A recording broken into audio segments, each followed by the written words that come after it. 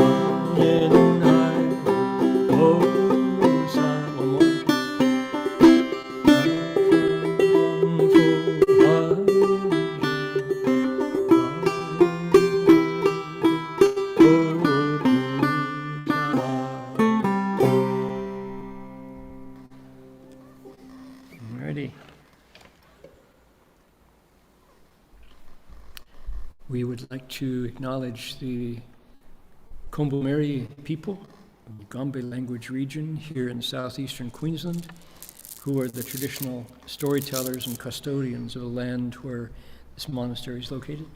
We pay our respects to their elders, past, present, and emerging, and all First Nations people whose sovereignty was never ceded. 就说我们恭敬地承认，与冈北语族的孔布马里人是我们寺院所在地的传统叙事者和守护人。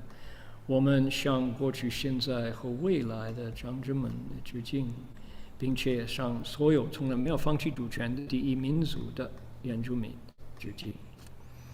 Okay, I did that from memory. Pretty good. We got a bell song. This is a magnificent handbell today. I'm getting quite a collection of bells to accompany our bell song.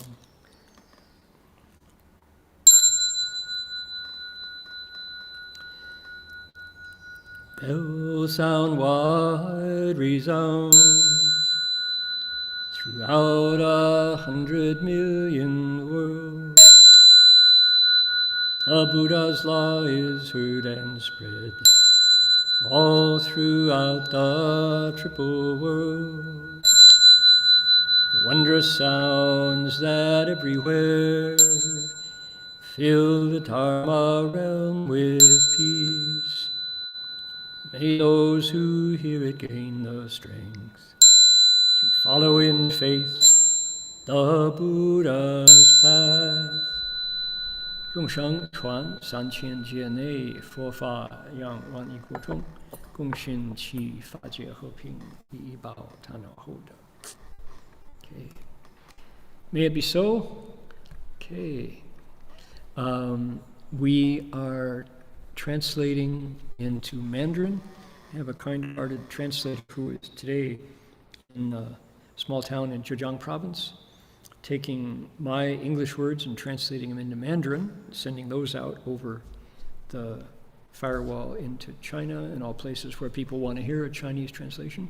Furthermore, we have a kind-hearted Vietnamese translator who is putting these English words into Vietnamese. So this is our community. This is how we celebrate the Flower Garland Sutra, keeping this Dharma alive.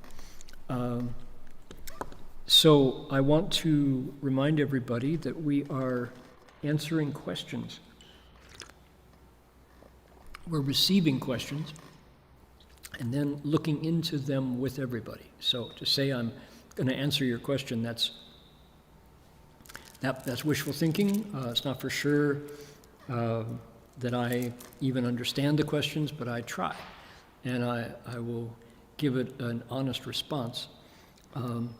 Then maybe together our joint wisdom will make sense of these questions, because we all have the same questions fundamentally. Until we actually decide to truly look inside, then as Master Hua would say, the amount that you go outside seeking, that's the amount that you will be confused and obstructed. When you can truly 回光返照返修诸己, he would say, when you can really look within and commit to your own mind being the source, that's when you will get the good news, he said. So I would hear it and nod, yes, sure, I understand that, and then go looking outside for answers to the questions. So that's a big challenge, and yet that turning, that saying, yes, I know that it's taking the six senses, taking all thoughts, taking language itself, turning it around, looking within, is where the Buddha lives. And I'm still, like most of us, hanging out in the kitchen hoping to find something good to eat that's a little different, so we don't really believe that. So Shifu would say, 就说你向外之求多少，那就多少被你自己障碍自己。你什么时候能回光返照反求诸己，那就有好消息。So we don't really believe that until one day when there's no choice, either illness or some sort of external pressure just limits our choices. Maybe sometimes we find ourselves iced in a winter storm, or because of no fault of your own, you're locked into your apartment because of a COVID pandemic or something like that, where the choices are externally kind of reduced. And then suddenly it's like, oh, all along, I knew where my home was, but I kept running outside. So we finally find our way home. Anyway, so that's what we've got going on here today. And I'd like to say hello to everyone who has joined from around the world. We've got I'm sitting in the Gold Coast of Queensland here at Gold Coast Dharma Realm, Shurangama Monastery. Take a look at the beautiful Buddhas and Bodhisattvas on the altar here. The spectacularly beautiful Zhuangyan Daochang here. Our tech team is scattered between the Gold Coast, a town called Heng in Zhejiang, and also the Bay Area of San Francisco, as well as Fremont, where Jerry is putting us online here. Let's see here. We've got Alec is very faithful attendee in Vancouver. Binxin is in Shanghai. Celeste in Hong Kong. Guoji, Guoju are in Alameda. Cynthia is listening in Saratoga. Ni Dingming is in Heilongjiang. Duc Leban's in Montreal, Eastern Canada. Let's see, Fang Guang is in Ukiah. Heng Chanshi is in Burlingame, near the airport. Guo Hong is the translator. Kim is here. Mai is in the Bay Area. Sun Mingfang's in Taipei. Guo Jian is in Alameda. Glad you're here. Richard's in Australia. Tang Tran is in Rosemead. Tina's in Oklahoma. Let's see here. Where else? Willie is in Virginia. Okay, so those are the English language half of our team today. When you start counting up all the places in China, my goodness, if I started counting on my fingers, I bet I would run out of fingers before I counted all of the provinces in China represented on this single lecture. So let's take a look. We got Beijing, we've got Harbin, we got Liaoning, we got Shandong, we got Beijing. This is all in the northeast of China. We've got Shandong again, and Xi'an, and Heilongjiang, and Anhui, and Zhejiang, and let's see here, Sichuan, there we go, and Dongbei.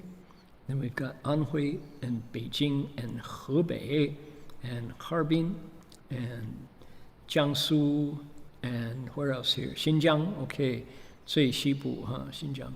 Zhuhai, Harbin, Liaoning, Shandong, Heilongjiang, Jiangsu, Henan, Anhui. So actually, I'm wrong. There's actually, most of the listeners from China are concentrated up in the north or the far west. Okay. Welcome, welcome, welcome. Glad you're here. Now, last week we only, because I was kind of getting back into stride here back in Australia, we only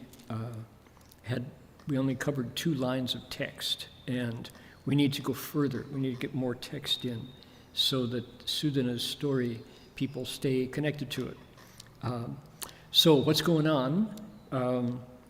The teacher, whose name is Jietuo Zhangzhe, Elder Liberation, is teaching Sudana about his own Buddha nature.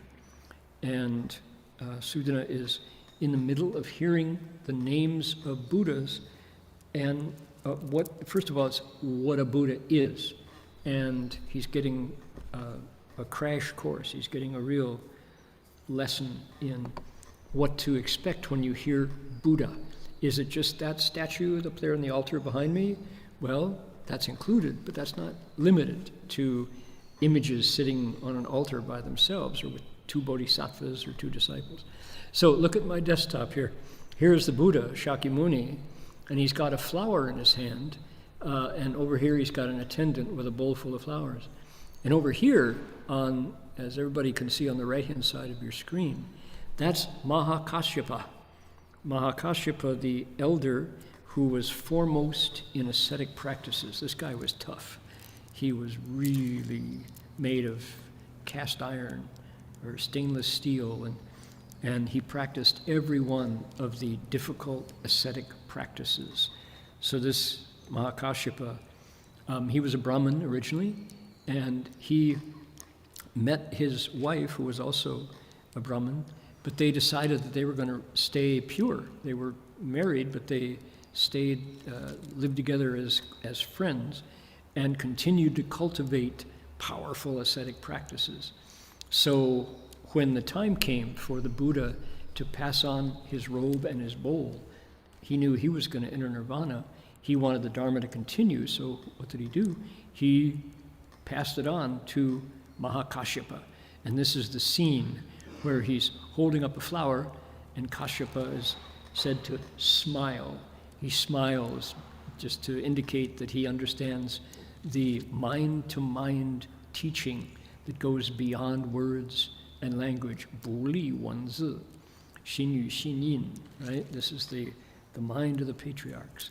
So Mahakashyapa goes on to, after the Buddha's nirvana, to keep things together because he is so strong. He's physically strong, he's mentally strong, and he's got this willpower. So he decides to call a council and tell everybody who at any point listen to the Buddha speak Dharma, he wants them all to come together and contribute what they heard, because he understood that even though the Buddha wanted to keep the Dharma in an oral tradition, so that people who couldn't read, which was most of the populace couldn't read, so that everybody who was still ear-based instead of eye-based could hear the Dharma, Kashyapa said, yes, we understand that. However, those who remember what the Buddha said are getting old, and after they're gone, if we don't write it down, it will be extinct. It'll disappear. So he called the arhats together. They all contributed their memories of what the Buddha taught. Venerable Ananda played a role in this, even though Mahakashyapa didn't approve of Ananda's lifestyle. Ananda realized arhatship, and he had a great memory, and he recited everything he heard the Buddha say. So that's a little bit about Mahakashyapa. He is a important, essential figure in the transmission of the Dharma. Historical. This is not legend. This is actually a person who lived just a couple centuries back. Well, a couple millennia back, to be honest. All right. So, okay, here's today. We've got 1, 2, 3, 4. 1, 2, 3, 4, 5. We have 5 Buddhas to go. As Elder Liberation is teaching Sudana about them. Okay, I'm going to read here. I'd like to invite everybody to read along with me, if you care to, if you can read the Chinese, read the ABCs underneath. We'll start right here with the Dong Nan Fang southeast direction. Here we go. Okay, we'll go together. Yo jian Dong Nan Fang xiang yin guang yin shi jie xiang deng ru lai ying zheng deng jue dao chang zhong hui zhi so wei rao jing gang yan hui pu sa er wei shang shou. Further, I see a world to the southeast named Fragrant Flaming Light Sound, with fragrant lamp thus come one worthy of offerings, of impartial right awakening, surrounded by the assembly in his Bodhimanda, where Vajra blazing wisdom Bodhisattva serves as the leader. Okay? The elder says, anytime I want to, I look in, not out, I look within, and I find the Buddha in different directions, 10 directions in all. This is the southeast. Fragrant, flaming, light, sound. That's the direction. So we've got nose, we've got skin, we've got eyes, we've got ears. That's a world that engages 4 out of 6 senses. The Buddha's name is Fragrant Lamp. So it's probably an oil lamp, and when it's lit, it gives a beautiful fragrance. That's the name of the Buddha.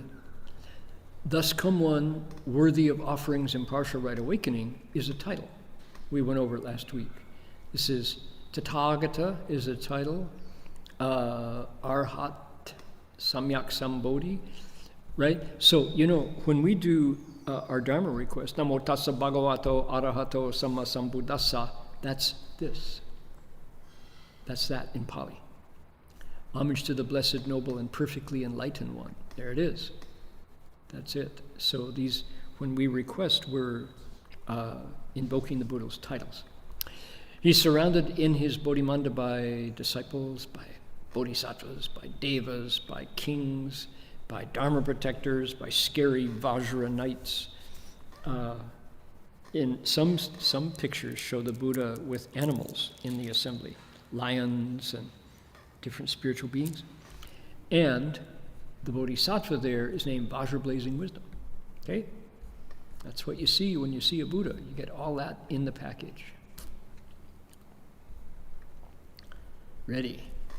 Yo jian xi nan fang zhi hui ri pu guang ming shi jie fa jie lun chuang ru lai ying zheng deng jue dao chang zhong hui zhi so wei rao 现一切变化床菩萨而为上首.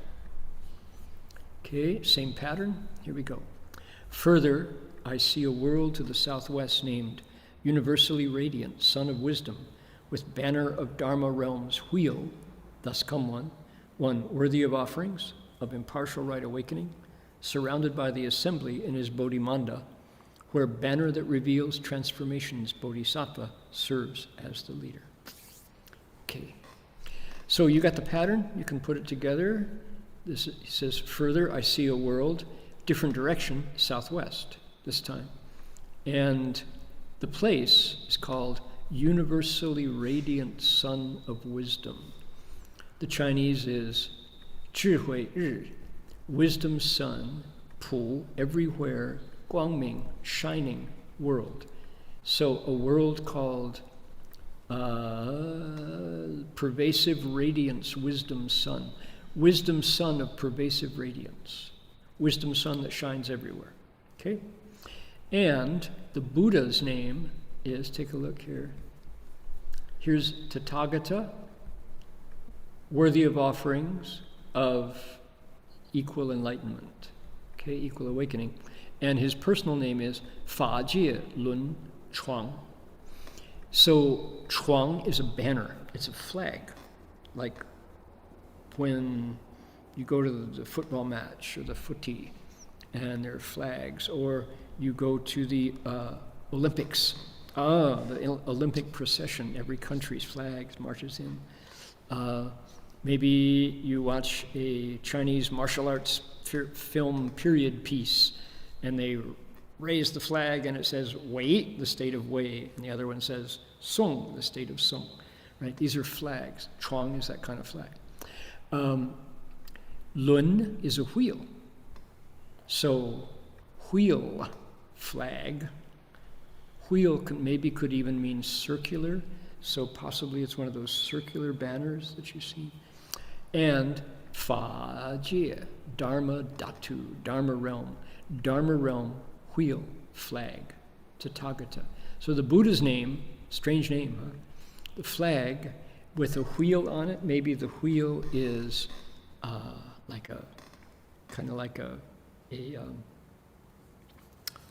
you say like a stick-on. It's a symbol on top of the flag, an illustration, a sigil, S-I-G-I-L. Houses in England had sigils that by which there would be a dragon entwined with a rose apple tree or something like that, right? So a Dharma realm wheel flag, Tathagata. How did our translator do it? Banner of Dharma realms wheel. The Dharma realms wheel. I don't know what a Dharma realms wheel would look like. So challenges to translate, right? But that's the Buddha's name, the Tathagata. Here's our formula, the title, Tathagata, one worthy of offerings of impartial right awakening. Surrounded by the assembly in the Bodhimanda, same as always, where banner that reveals transformations. Chinese is xian, there's the verb, to show, 一切变化, every kind of change, every transformation that can happen expediently to teach us, banner, Bodhisattva, is the leader in the assembly.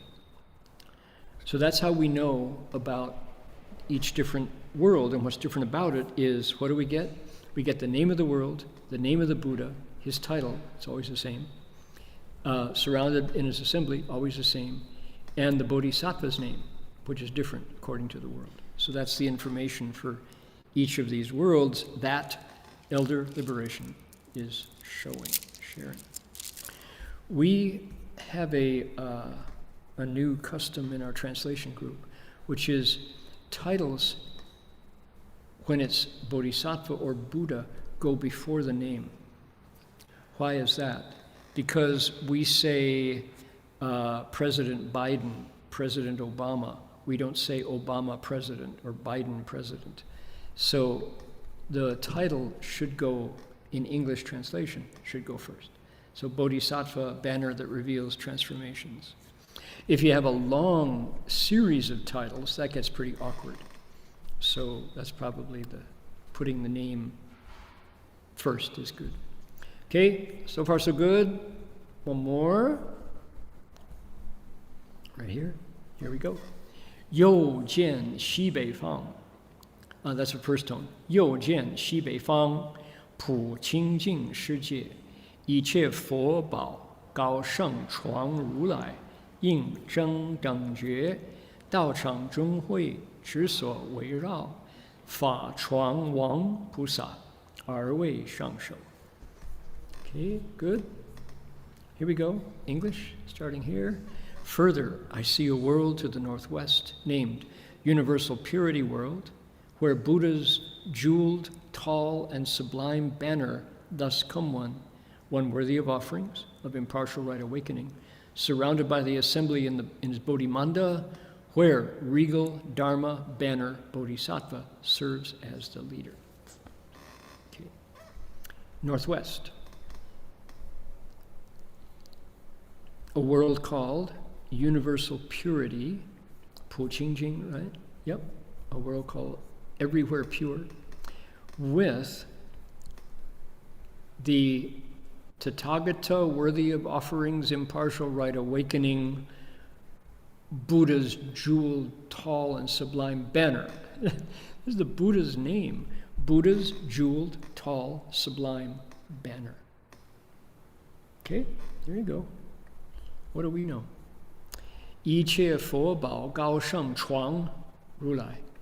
What an interesting name. So, chuang, there's a technique in Chinese translation called the headword technique, where you go to the end of the sentence and work your way back as modifiers. So, Tathagata, he's a Buddha. Chuang, banner. What kind of banner? Sheng, sublime banner. Victorious, meaning the one that wins. The winning banner. What kind of winning banner?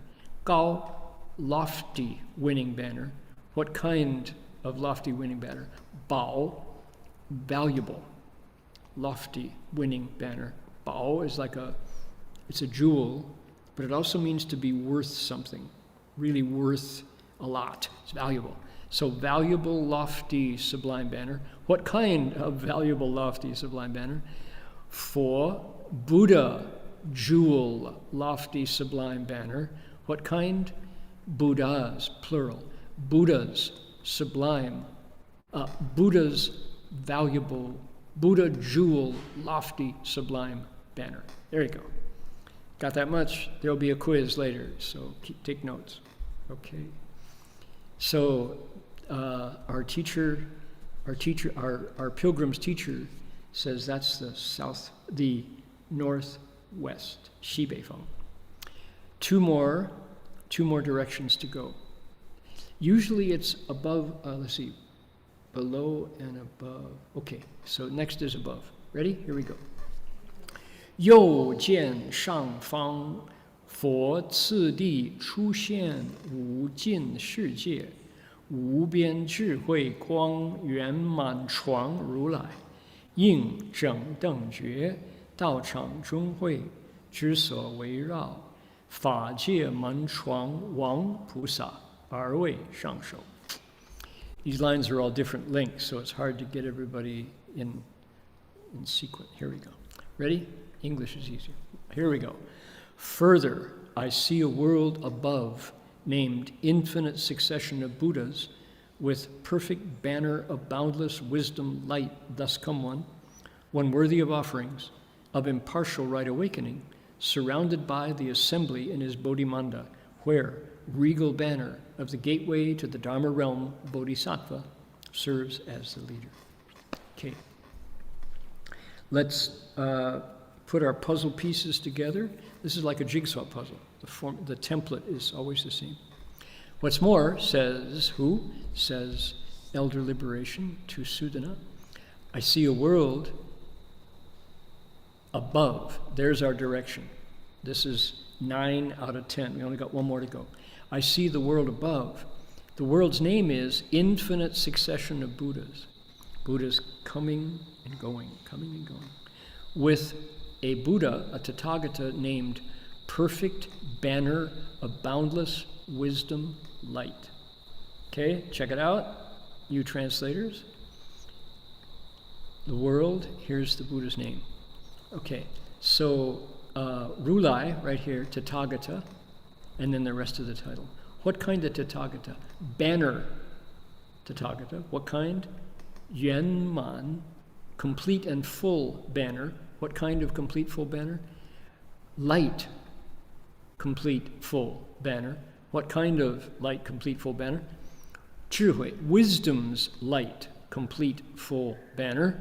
What kind of wisdom? 无边, boundless wisdom's perfect light banner. Banner of wisdom's perfect light that is boundless. Got that? So that's the challenge in translation. And understand that the Chinese is the second step. This was originally Sanskrit when it was first written down. Before that, it was just the Buddha's using his own vision to tell us what was going on. The Avatamsaka was once just spoken from the Buddha's nature. And then at one point, they wanted to remember what he said. They wrote it down, put it in the Dragon Palace, brought it back, and the Chinese translators saw the Sanskrit, put it into Chinese. We're working with the Chinese. There is a Sanskrit to the Gandavyuha, this chapter, but the Chinese is much, much, much easier to work with. So we're looking back through history, thousands of years, to the Buddha's own mind, using language that is very dynamic. You know, is this it? Is this hard to understand, obscure list of words that we're kind of barely relating to? Is this it? No. The more we learn, the more familiar we get with it, the more our wisdom grows as we, touch the Avatamsaka Sutra. How cool is this? We're getting to know the names of Buddhas and the directions they come from. All right, last one. One more to go. Ready? Here, we'll start right here. 又见下方佛光明世界，无碍智创如来，引正等觉，道场中会之所围绕，一切世间刹床王菩萨，而为上首。Further, I see a world below named Buddha's light, with banner of unobstructed wisdom, thus come one worthy of offerings, of impartial right awakening, surrounded by the assembly in his Bodhimanda, where regal banner of all worlds, kshetras, bodhisattvas, serves as the leader. Okay, boy, this is full of Buddhist code, isn't it? What's the world's name? Buddha's light. What is it? Fo Guangming. Easy. Buddha's light. I want to say that when we think of Buddhas, probably nobody thinks of light until, as the story goes, when you see a Buddha, that's all you see. That's the most impressive thing. Buddhas are full of light, and they can release lights from different parts of their bodies. So the Avatamsaka is full of stories about Buddha's light, radiance, and banishing the dark and smashing the thick as black ink ignorance of living beings, etc., etc. So, banner of unobstructed wisdom. So it's a banner, and it's wisdom, and nothing stops it. Banner of unobstructed wisdom, okay? His title, surrounded by the assembly, and the Bodhisattva's name is 一切世间刹床王菩萨. Bodhisattva, king of, banner, king of, Buddha land, kshetra, banner, king, all worlds, kshetras, banner, king, Bodhisattva is the leader. There we go. Okay. So, hey, anybody who has a question that they would like to put into our chat box here. Please do. Ideally, the questions are about Buddhism, about Dharma, about cultivation, that sort of thing. We'll try to get to them. I should probably go out. Let's see here. I'm going to go out to Google Drive. I want to bring up the page where these, let's see, share with me, start. Don't switch. Here we go. There it is. Okay. When I get to your questions, it will be on this page. Okay, good stuff.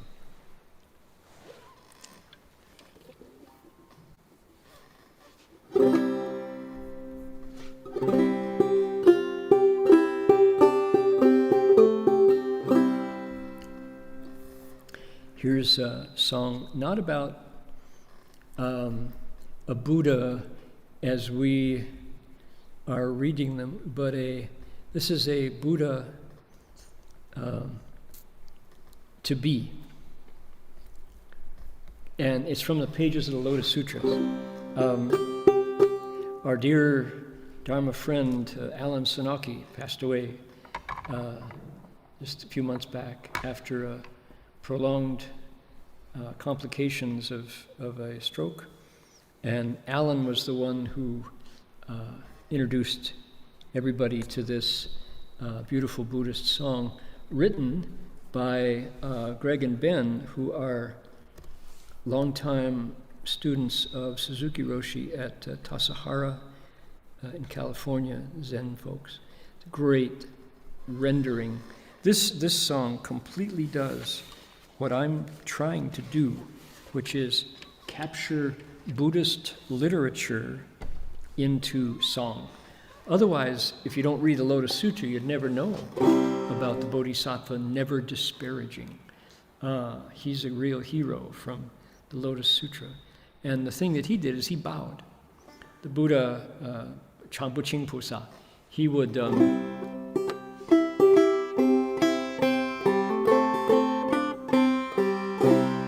when Alan would sing this song written by Greg and Ben, he would try to explain it to non-Buddhist audiences, and they were like, oh, that's kind of weird. He does what? He bows to everybody. Everyone he sees, he bows to them. And why does he do that? Of course, Buddhists understand.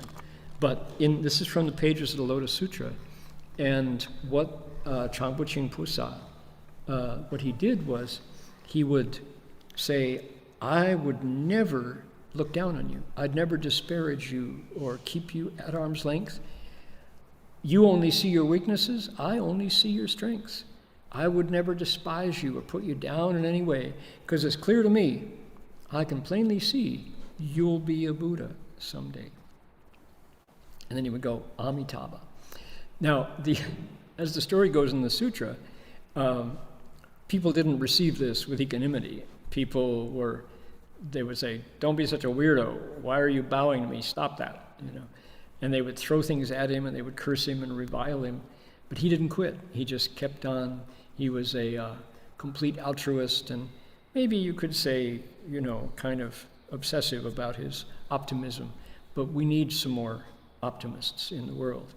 So he would bow to people, and then something quite wonderful happened.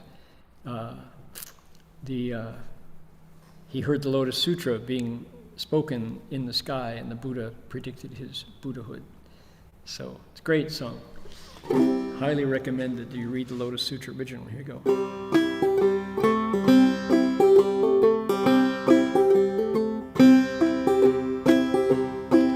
There's a book called the Lotus Sutra that you really ought to know about. A holy book that has the power to remove all fear and doubt.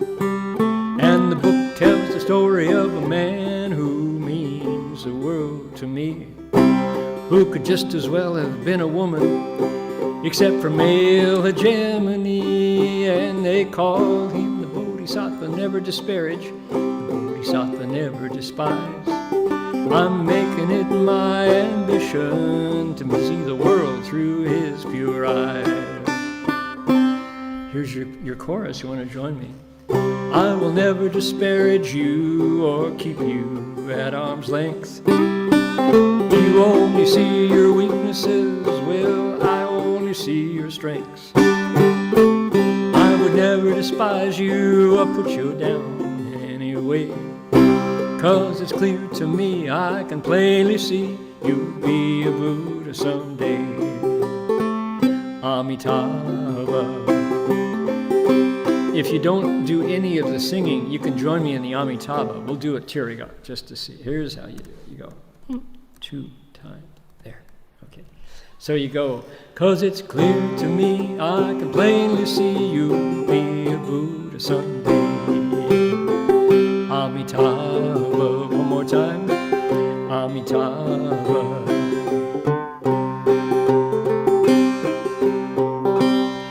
Now the Bodhisattva, never disparaging from countless kalpas in the past. In the time of the counterfeit Dharma, he was something of an outcast, 'cause the monks and nuns of his time were known for their arrogance and vanity. And these were folks who exercised great power and authority. But my boy never concerned himself if they treated him like a freak, 'cause he bowed to everybody equally, and these are the words he'd speak. I would never disparage you or keep you at arm's length. You only see your weaknesses, well, I only see your strengths. I would never despise you or put you down in any way, 'cause it's clear to me, I can plainly see you'll be a Buddha someday. Amitabha. One more time. Amitabha.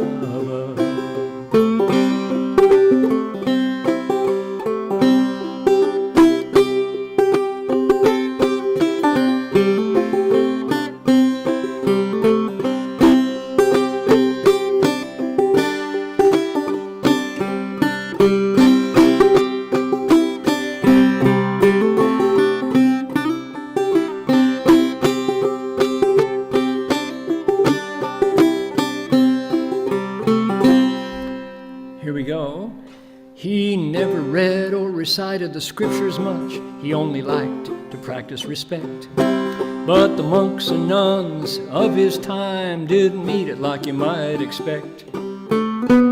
They cursed him and they reviled him, they wished that he would go, 'cause they all had self-esteem issues like everybody else I know. And they beat him, pelted him with clubs and stones, tried to drive him away. He'd just run off a safe distance, then he would turn around and say, I would never disparage you or keep you at arm's length. You only see your weaknesses, I only see your strengths. I would never despise you or put you down in any way.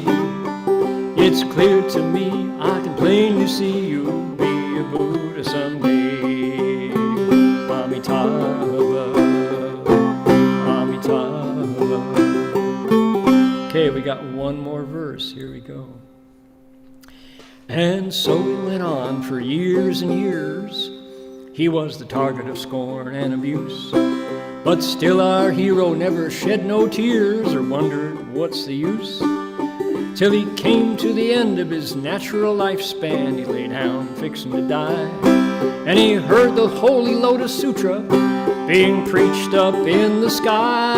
And his life was extended for millions of years, and he's living to this day. And the pages of the Lotus Sutra, you still can hear him say, join me, I will never disparage you or keep you at arm's length.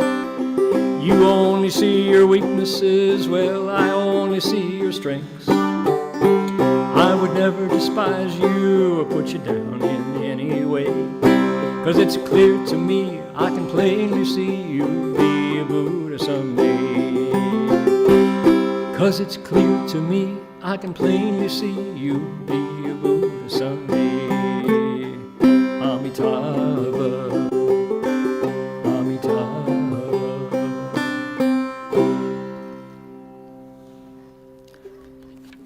Buddhist literature in the song. Thank you, Greg Fain and Ben Justin for that wonderful song.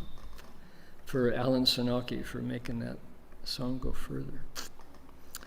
Okay, now look, we have a big chunk of text here, and I think the way to, there's a lot more of instruction coming to our Bodhisattva Sudana, so I think what to do is I'm just going to start here and go all the way down to here.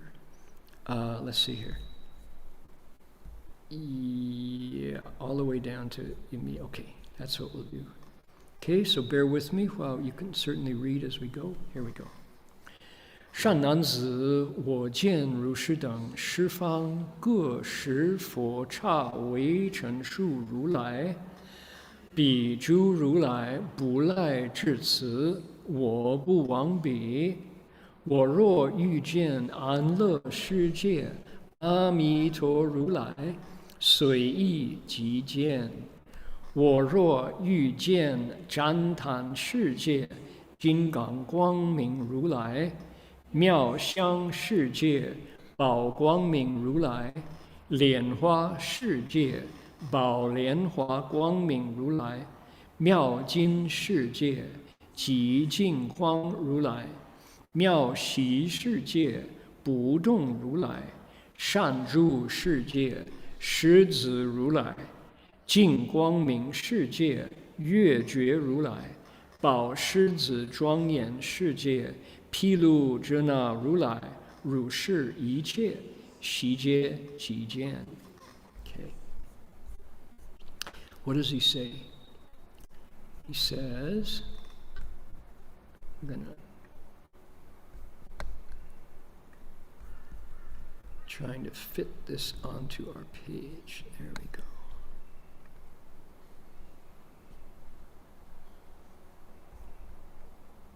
All right, there we are.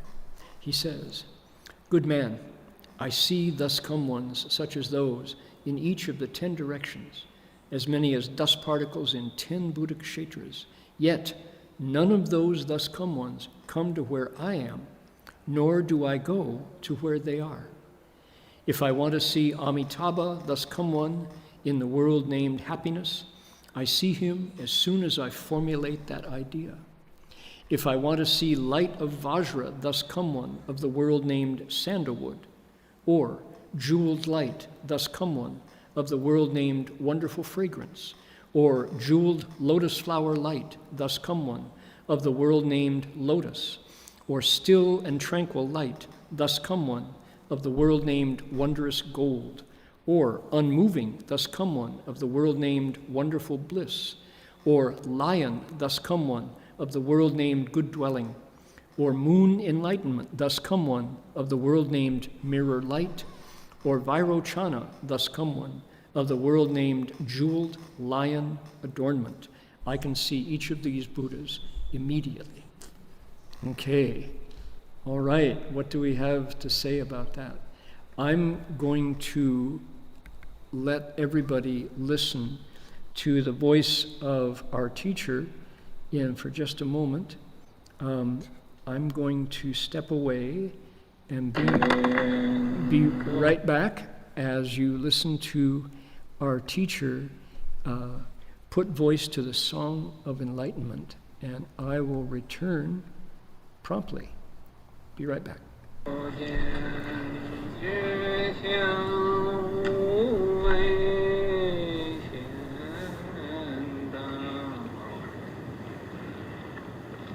不出妄想不求真，无名实行即复行，幻化空生即法身，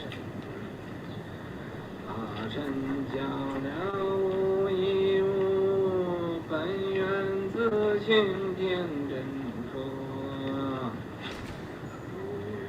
无缘空去来，三度吹泡去除魔，正实相无人法，刹那灭切恶彼，绕将往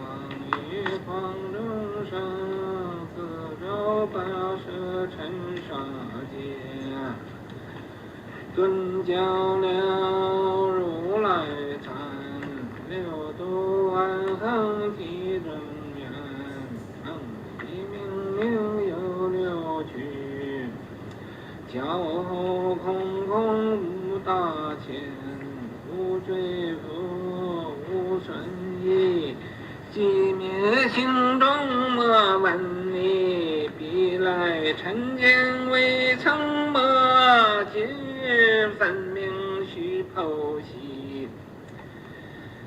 虽无念虽无生，绕世无生无不生，换取机关无人问，求何四更早完成。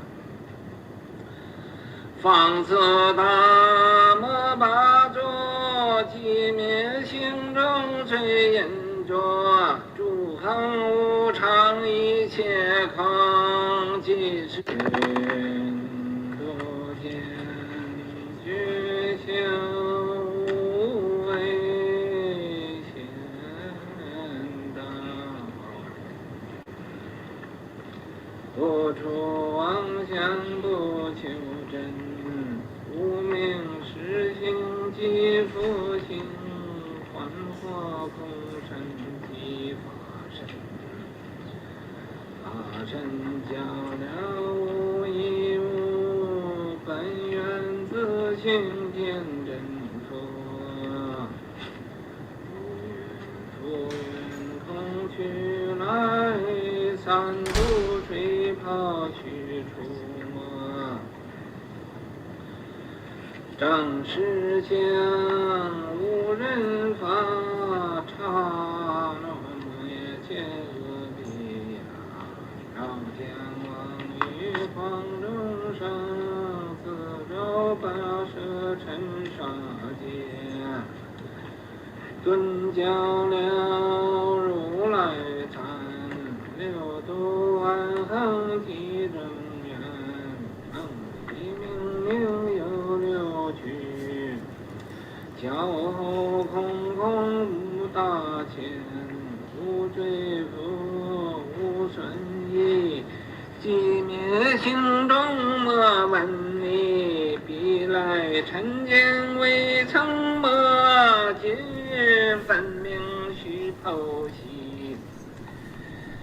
虽无念虽无生，绕世无生无不生，换取机关无人问，求佛施功早完成。Oh my goodness.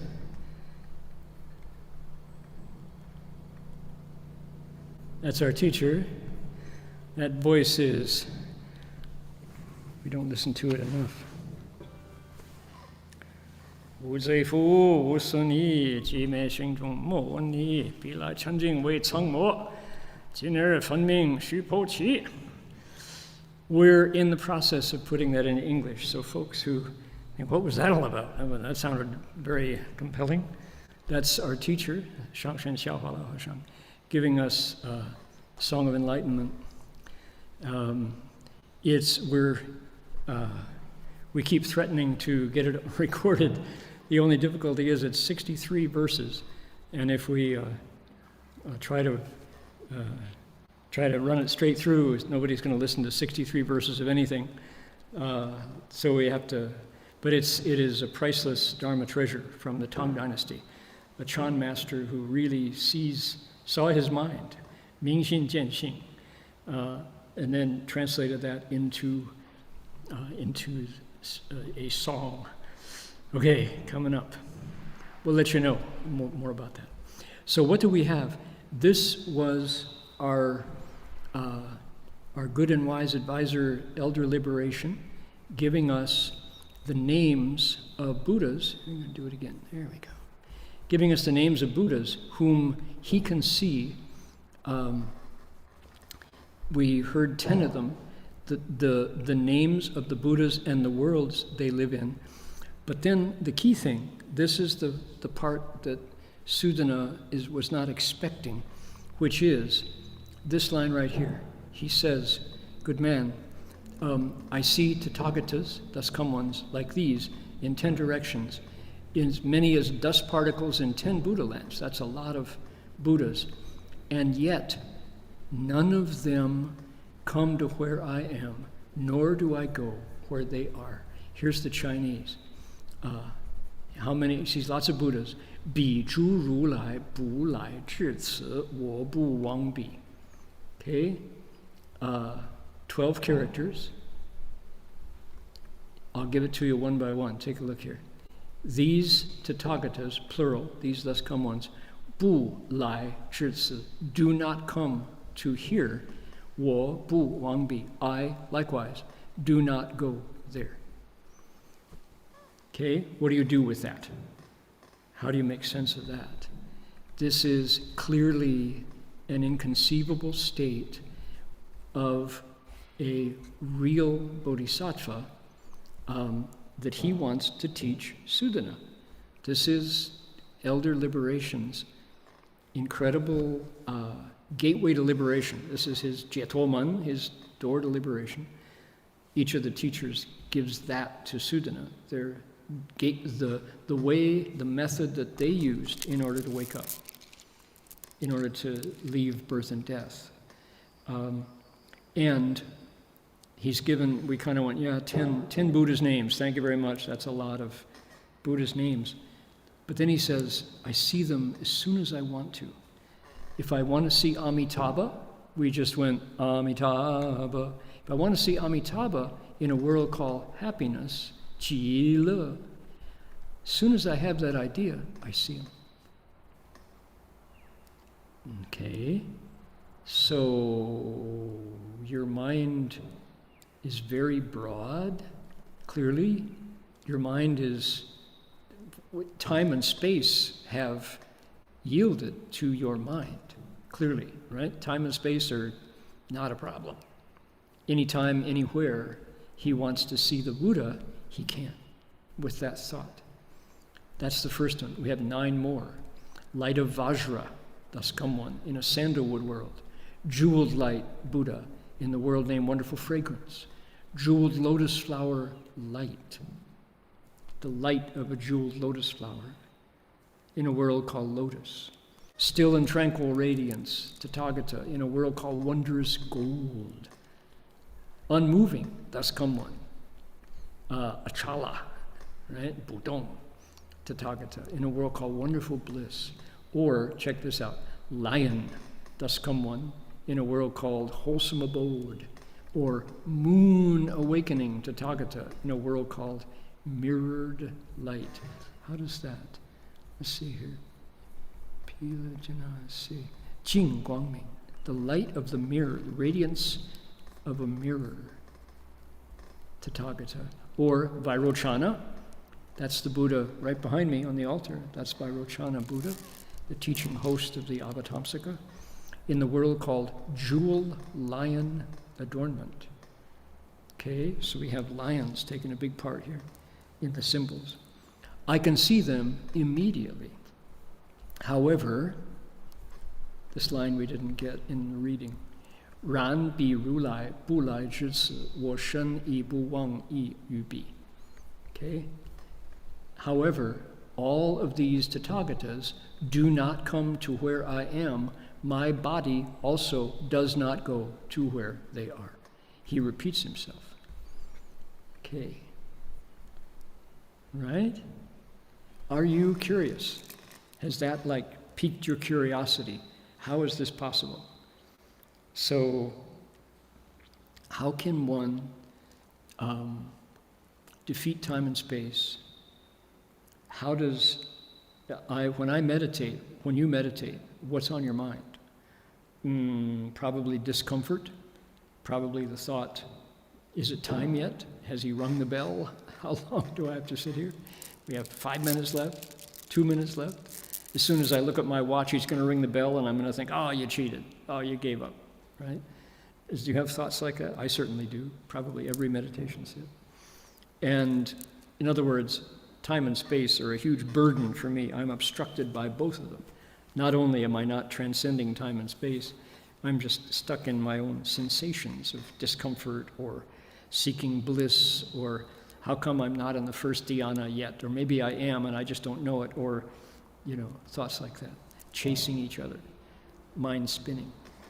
The Buddha, or the teacher here, the Elder Liberation, has disciplined his mind and his body to the point where his body and the Buddha's are no different, north, south, east, west, and his ability to visualize the Buddha is just one thought away.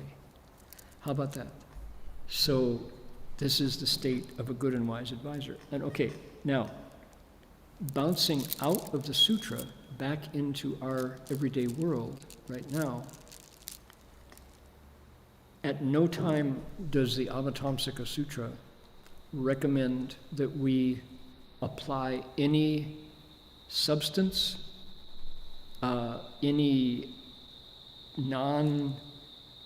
anything beyond your body and mind, my body and mind, right this minute.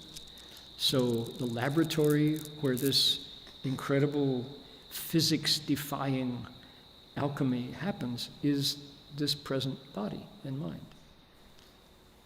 What's the difference? The difference is the method. Certainly faith is involved. Certainly clean habits are involved. You can't smoke dope or drink alcohol and hope to see the Buddha in your own body. But those are small prices to pay to let that go, to be able to transcend physics and say north, south, east, west, the intermediate directions above and below, and any time, past, present, and future, I and the Buddhas can be one. And the Avatamsaka paints the Buddha, state of the Buddhas as a state that you want. You want that state. It's a state not only of happiness, but a sense of completely free from fear, absolutely free of anxiety, absolutely free of affliction, no troubles in this state. The blues are gone. You don't experience the blues, even to the point where you can take on others' pain and transcend it on their behalf. So, wonderful state to be one with the Buddha like that. All of the pain relievers sold by all the drugstores around the world and in liquid form, right? So many cultures of the world. After work, what do? You kick off down to the pub to get some liquid courage. And life is only interesting or bearable after you've downed a couple pints. That's certainly my parents' world, my grandparents' world. In the villages of Ireland and Scotland, you waited for work to be done so you could go slosh a couple pints of Guinness with your family, with your relatives, with your neighbors. And then in the state of inebriation, life is sort of bearable, right? Otherwise not. And to think that all of that is behind you once you connect with the Buddha's mind within. You don't need any, not that anything wrong with the Guinness or the pints. It's that, or the sake, or the whiskey, or the vodka, or whatever is your substance of choice to chase the blues. Don't need it. You're better off without it, because being one with the Buddha is it's an ultimate accomplishment of having a human body and mind. This is humanity done right. This is the promise of wisdom and compassion inherent in our nature. But if the sutra weren't around, or if it wasn't in a language we understood, who would know? Who would know this story? And even so, having the sutra in hand, it's kind of hard to sit still this long to listen to. We have a small capacity for hope and optimism and purity, and we get filled up very quickly, and the mind wants a little relief. So we're competing now. There's a conversation going on, and I want to ask By the way, people are free to ask any questions they might want to ask. We're in a conversation right now discussing whether 90-minute sutra lectures are just too long to be of any use. Maybe something closer to 60 minutes might be a little easier to endure, especially because our competition these days, like TikTok, for example, the average length of a TikTok video is maybe not even 2 minutes, 90 seconds before we're kind of ready to swipe left to keep scrolling. So, and here we go, 90 minutes. It's even worse at City of 10,000 Buddhas because after I speak for 15 minutes in English, I switch over and say the same thing in Chinese. So we get to hear it twice, and it's doubly boring, you know. So, and yet there's something lost if we shift away and say, we're competing with TikTok for your attention. Not for sure.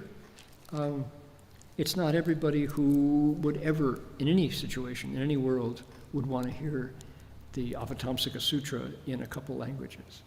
You know, while one white guy's voice drones on forever, you know. So we're discussing this. Probably at this moment, in this last 24 hours, I don't know how many places around the world the Avatamsaka Sutra has come up for people's attention, where they've heard the names of these 10 Buddhas in these 10 worlds. How many places in the world? So if we shut it down, if we trim it down from 90 minutes, which was our teacher's standard, down to 60 minutes, have we kind of surrendered to the Dharma ending age? I don't know. We're debating. We're talking about it. So that's in the air. We're going to do this last passage here as Elder Liberation gives Sudana a secret. He's explaining the actual mechanics of how it works.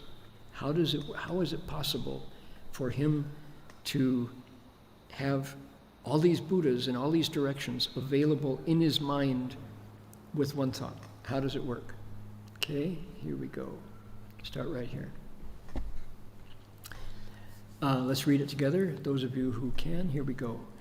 知一切佛即于我心，悉皆如梦。知一切佛犹如影像，自心如水。知一切佛所有事相，即以自心，悉皆如幻。知一切佛即以己心，悉皆如想。我如是知，如是意念，所见诸佛皆有自心。Okay. Starting with I know. I know that all Buddhas and my mind are completely dreamlike.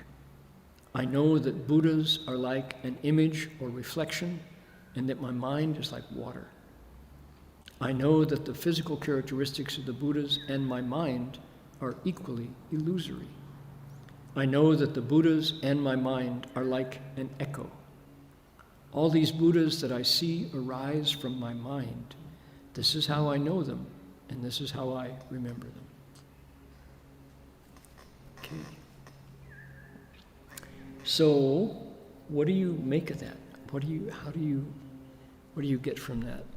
One thing right away, immediately, is that it sounds a lot like the last verse from the Diamond Sutra, from the Vajra Sutra. 一切有为法如梦幻泡影，如一如电，应作如是观, right? The last line, the last verse, what closes the Vajra Sutra is, all conditioned dharmas are like dreams, like bubbles, like dewdrops, like a lightning flash, like an illusion. Contemplate them in this way, says the Buddha in the Diamond Sutra. What is he talking about? Emptiness. But it's emptying out. It's a technique of cultivation in meditation that allows the mind to find its fundamental connection with the Buddha nature.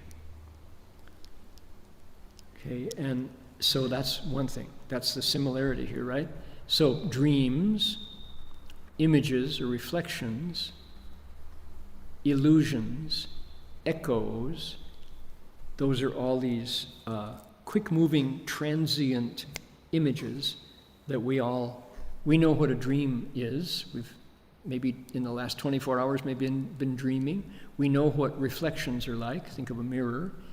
Think of the moon reflected in water. We know about illusions. Magicians just say, what's on your TV screen? What's on your computer monitor? Is it real?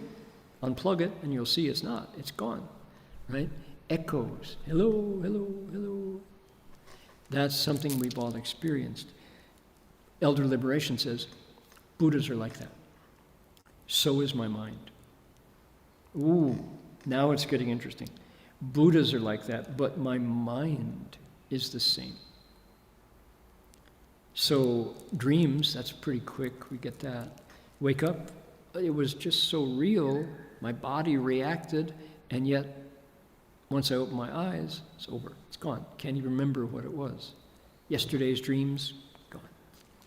So all these fast-moving, transient images that are part of waking reality and yet ungraspable. Can't get them. Buddhas are like that, so is the mind.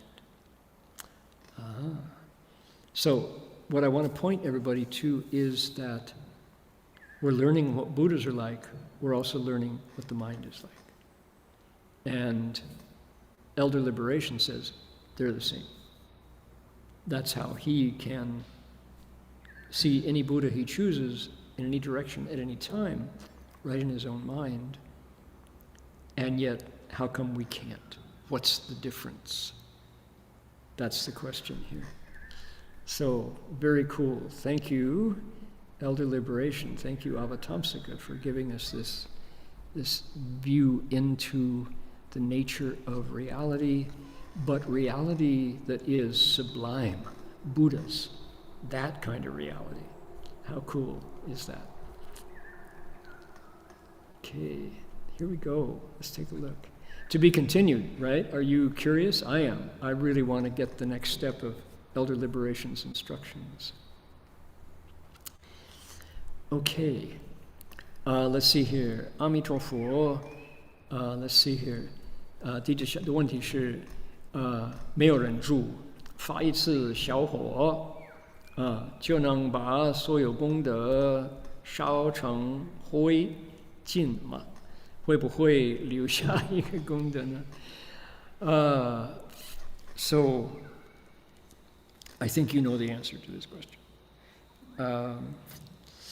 If it wasn't for Shifu to say, 曾经无明火烧尽功德林 let's see. 曾经无明火 how does it go? 我今受苦报 the rhyming line is 报 曾经功德曾经无明火发出比天高烧尽功德林我今受苦报 There it is, good. So Shifu has a verse that goes, in the past, because of ignorance, I let my temper flare up, and it was higher than the heavens. It burned off all of my forest of merit and virtue. Now I'm experiencing the bitter retribution, right? 曾经无明火发出比天高，烧尽功德林，我今受苦报. Okay, so for the questioner, if you had not heard of Shifu's poem, how would you have reacted to your, how would you have answered that question if you didn't know about Shifu's poem? So my answer to you is, you actually will know, you should know this yourself. How do you feel after you really let your temper go, I mean really have, one of those blasts of anger where you regret it immediately, how do you feel? In the past, when that has happened to me, I feel empty inside, where the warmth of any wisdom that you have kind of keeps your heart warm. Now it's cold, and it really feels like a forest fire has been through. However, you yourself can answer this question, because what happens if you know, for example, you know that you've done it and you feel regret, you wish you had not, that's already back on the path to rebuilding the forest of merit and virtue. I, in fact, asked this very same question to our teacher, and Shifu's answer would be, 你就再来吧，你再开始立功立德，你知道错了就回头就对了。Okay? He would say, so if you know that it's a mistake, you're already on the path to redemption, to recovery. Start over. Just start over. In time, it will come back. That's the quality of merit and virtue. So it's not the case that once it's burned, Start over again. Start cultivating again. It will return. That's the nature of our Buddha nature, is it's organically optimistic and made of light. The truth is the light of the Buddha nature. The ignorance is what covers it over. Okay. Let's see here.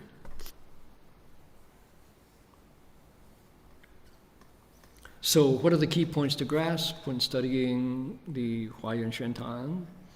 If you want to study and recite the Avatamsaka from Departure of the World, how should you understand the 70th chapter? When extending study from this chapter to others in the Sutra, how to have proper rhythm? In the practice of three questions. How about if I just do one at a time here? How about that? I want to show everybody. Let's see here. Here we go. Okay. Here is a document that is very, very helpful. Let's move that. This is an essay written by Hong Yi Dashi, Master Hong Yi, and it's called 华严经读诵研习入门次第. So if you go out, let's find that for everybody. I won't make it a mystery. Here we go. Okay, it's available at Master Jin Kung's place. Here is lectures on it. Ling Yan Si. Okay, this is Hangzhou Ling Yan Si has this. 第一章读诵. There it is. Oh, this is a beautiful website. Oh my goodness.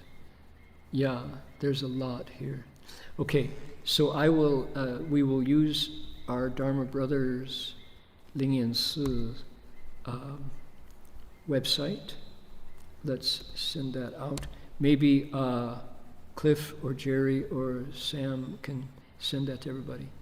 This is a lovely website explaining in detail this text.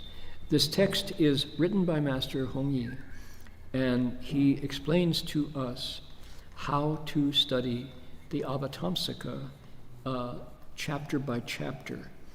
And it's very short, it's only a single page, but the essential answer is not what the questioner says. Starting with Li Shujin, I don't know who says you should start with the Li Shujin Pin.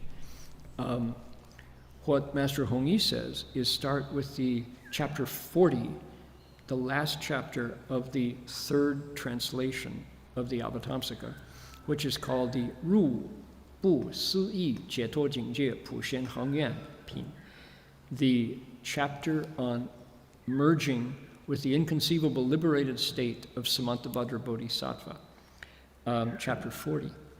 And he says, start there. Don't start. The Shuantan, okay, if you're quoting the Shuantan is written by Master Chengguan, also known as Huayan Pusa, Avatamsaka Bodhisattva. And if he says studying and reciting, you can start anywhere that you like. Pick a chapter, and if you're just going to recite, because it's all, you're just doing it for the sound. If you want to really understand and get a chapter to cultivate, chapter 40, following Master Hong Yi's recommendation, is a really good place to study. Hong Yi Dashi talks about the Ruman Cidi, the sequence. So if you like chapter 40, he says that the Heng Yan Pin, go to the Jing Heng Pin next. If you like the Jing Heng Pin, go to the Fan Heng Pin next. Now you have 3 chapters. Then you can progressively go to the Shi Heng Pin. That's a chapter that I like very much. Then you can go to the Xian Shou Pin, etc., etc.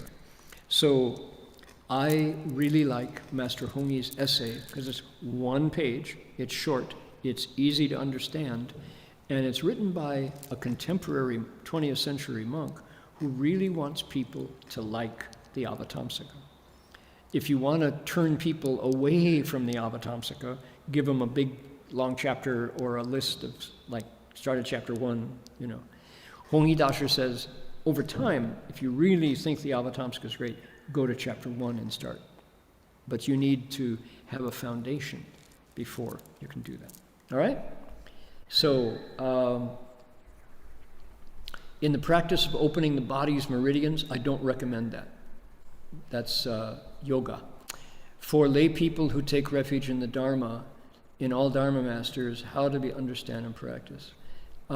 Just do what the teacher says. For me to give you some theoretical understanding of taking refuge, nah. Sorry, you want compassionate guidance? Let's do one question at a time. Take my advice. Pick up Master Hong Yi's lecture. That Ling Yin Si series looks really good. That's a great place to start. Opening body's meridians, who teaches you to do that? I would avoid it entirely unless you have a teacher who's right with you every step. You will certainly have a great chance to go wrong by doing that. And taking refuge, find a teacher, do whatever he says. That's the way to do it. Okay, let's see here. Instead of only reciting the Buddha's name, can I recite while contemplating Buddha's image or the image itself? Okay. 若不单单持念佛号，弟子可否一边念佛一边观想佛像，或者只观想而不念？以上几种方法 ，OK， 哪一个是最好？师父 said, for 念佛 there are 3 kinds, 3 methods.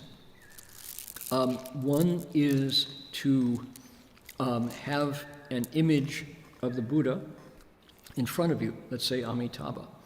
And as you look at the Buddha's compassionate face and you see his mudra of gathering you in or being fearless, you can recite that way. That's very helpful. You can also recite, contemplate the Buddha's compassion as you recite Guanxiang. You can think of how the Buddha is like a compassionate father. You don't need the picture, but you make the picture in your mind. So the first method is have an image outside, like you can here in the Buddha Hall at GCDR, you can contemplate Vairochana. Or without the image, you can just keep the Buddha's golden color in your mind. You can keep the Buddha's kindness, that there's no harm, there's no fear, there's no anger, there's no aggression in the Buddha's image. Contemplate it in your mind without the image outside. And the third one is called Shi Sheng Nian. You contemplate the Buddha's name, no image, but you go in one breath, Namo Amitova, Namo Amitova, Namo Amitova, Namo Amitova, Namo Amitova, Namo Amitova, Namo Amitova, Namo Amitova, Namo Amitova, Namo Amitova, Namo Inhale. Namo Amitoba Namo. Shishong Nianpo. So you recite it 10 times in a single breath. That's another method. So those are the 3 traditional methods of Guanxiang that Shifu gave us. First one, have an image, a picture outside. Use your eyes to look at the proportions, the shape, the Buddha's 32 hallmarks, the 32 characteristics. Keep that in mind. Second one, don't use an image, but just use your mind, what you understand the Buddha is like, and keep that happily in your mind, not passionate. The third one is you contemplate the sound as you recite 10 times in a single breath, right? Those are 3 recommended methods for Nianfo, okay? One more, we'll do one more before we quit here. So many stories speak of monastics receiving offerings. Some say they repay the debt by becoming horses and oxen. So to what level does a monk cultivate to receive offerings without incurring such debts? At a temple I visited, I saw lay people made offerings. They would give something to a long-serving temple worker. Does this worker also need to repay debts in the future? Sometimes people giving money to homeless individuals. How do you understand? Okay, this is really, really a good question. And so, Amitofo. 很多故事说出家人接受供养，有的来生要脱胎做牛做马还债。那僧人要修到什么程度接受供养才不用脱牛 ？OK， 我在一个庙里见到在家人供养出家人时，都会给一个庙上工作人员工人员工。请问这员工以后要做马多牛？世间人有时候不是给流浪汉钱，那么怎么样算 ？Okay, so I was telling the story last time about Master Haideng Lao Fashi. When Master Haideng arrived in America, his lifestyle was extremely frugal. He was really, he advised, he had only his robe and a hooded sweatshirt and nothing else. He said to us American monks, he said that, you can't accept anything because you'll become an ox or a horse in the future to repay it. We asked Shifu directly about that because we were relatively new monks, and we didn't know the principle. So Shifu said, Master Haideng is an extraordinary monk on a very particular path. And for him, because of the issues that he worked with growing up, he chose this path of extreme frugality to save blessings, because he had things he wanted to accomplish in his life, in future lives. He said, you American monks, you young people here in America, if you try to follow Master Haideng with this extreme poverty, extreme frugality, he said, no American lay people will ever be able to plant blessings in your field of blessings as a monk. That would really be uncompassionate for you. So he said, it's perfectly okay for you good-hearted bhikshus and bhikshunis to accept people's offerings and simply in your mind don't have thoughts of greed for them. It's not the case that the act of making an offering hurts the monk or nun. If that were the case, then there would be no blessings, and the Buddha Dharma would stop in America. There would be no lay people who would ever want to make blessings. How is that going to work in the future? He said, I absolutely encourage you to serve as a field of blessings for laymen and laywomen, and in your mind, don't have thoughts of desire or rejection of the offerings either. That's false thinking on your part. You understand, he said? It's really not easy, is it? But this is how the Buddha set up the Sangha. To become a Buddha, you need to have both blessings and wisdom. Liang Zhu Zun, right? The doubly perfected, honored one. That's how Buddhas become Buddhas. If you refuse to accept any offerings, you're not going to be successful in the doubly perfection. You might have wisdom, you won't have any blessings. So he said, understand that Master Haidang, in doing what he was doing, is on a very special path and is successful in his cultivation. But in this country, at this time, we have to be compassionate for lay people and fulfill your role as Fu Tian Sang, as field of blessings, where people can also plant alms. He said, look at the Theravada monks, look at Ajahn Sumedho, look at the monks who follow this Thai forest tradition. He said they accept blessings all the time. They go out for alms rounds every single day. If the questioner's principle was true, then every day they accepted food offerings, they were creating offenses. How would that possibly work? They don't have any money to buy their own food, then they should starve? Is that the answer? So clearly, that's an extreme case. Okay, the question about do you have to make offerings to lay people who are in the temple? Not that I ever heard of that principle. Why do you want to support? Suppose you become a layperson. You do that so you can get rich, get offerings from other lay people. That seems like a non-dharma to me. Where does that end? Who's making offerings to who and why? That would be a mystery to me. Also, if you see a homeless person in the city of Berkeley, where there are many, many homeless people, the local merchants, the store owners, came up with a policy where they created what was called SCRIP, S-C-R-I-P, which is just a word that means like a ticket. They would go to the city of Berkeley, to any of the stores that were participating, and they would give the store owner $10. The store owner would hand them $10 worth of tickets. They would then go to the homeless person and say, I would love to give you something that will support your lifestyle. You can't use this ticket to buy alcohol or drugs. And many people are homeless because of addictions or because of mental illness. Many returned war veterans find themselves with nowhere to return after their service to the nation. And it's easy to get addicted.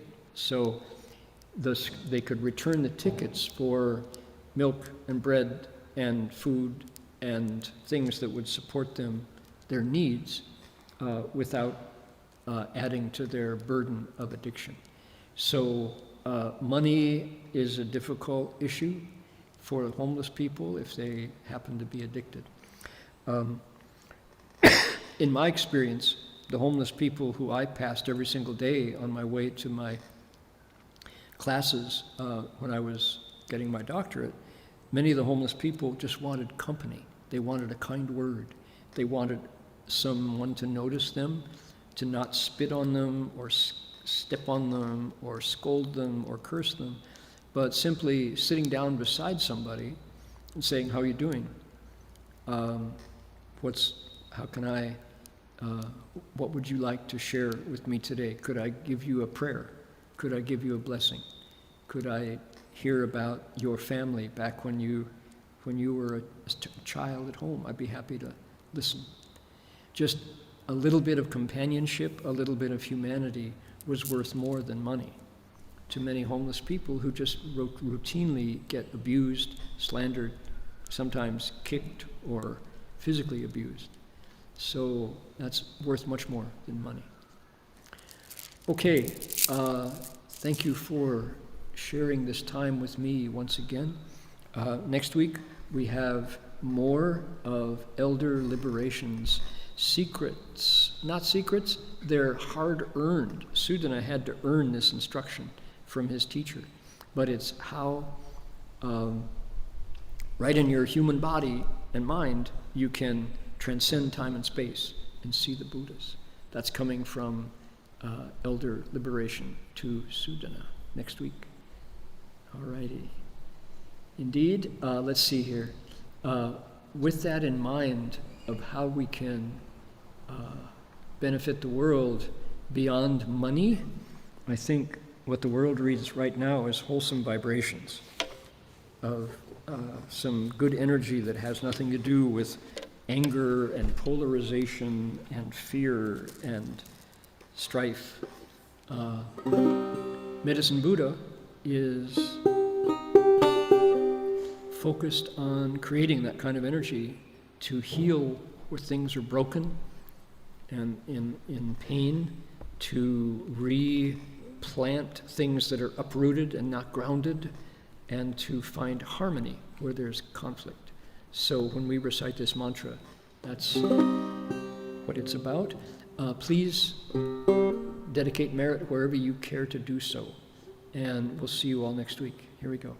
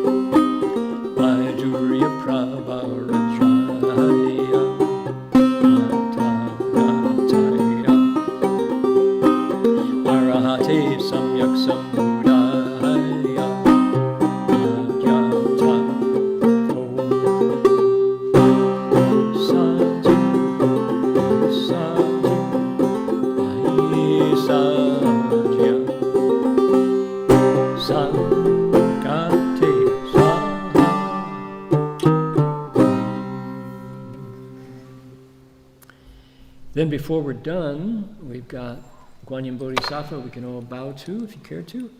Tie up some wholesome affinities with Guanyin Bodhisattva. Here we go.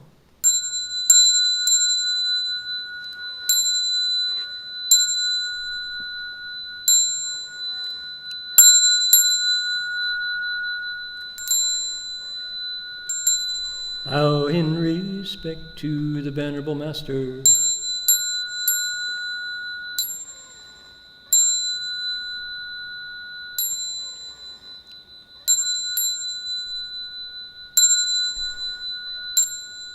Alrighty, that's going to do it for us for today. See you all next week. Amitofo. Bye, everybody.